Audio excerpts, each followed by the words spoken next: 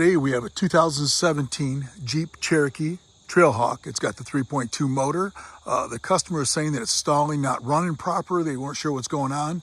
But fortunately, it's got a check engine light. I guess not fortunately, but it's got a check engine light, which happens to be a PO441, which is your purge valve. So we're going to show you where that's located and how to replace it. This is your Jeep 3.2 motor.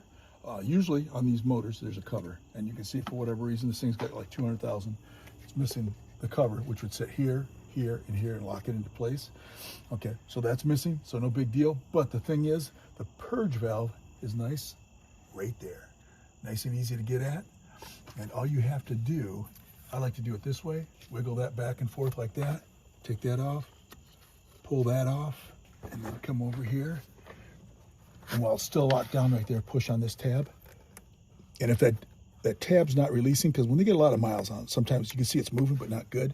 You might want to take a small screwdriver and just pry it up like that so it releases and just work it off. You don't have to do it in this order, but I just like to do this because now the next thing I like to do is take this right here and wiggle it up. And you want to be gentle. You don't want to hurt any of these hoses or anything. Wiggle it up like that. And the last thing I got to do is just release these clips here, which is still hard to get at. You could pull this up so you got more room, but I don't want to pry on anything with 200,000 miles. So I'm just going to push on this and release it. Just like that. So now make sure the numbers, if you get it from the dealer, make sure the numbers are the same. If you get it from Advance or Napa or AutoZone, it's not going to be the same, but as long as it looks the same, you should be fine. I like to, you can plug this in first, only because just listen for it to click like that because you have more room. Make sure you don't, it's just plastic.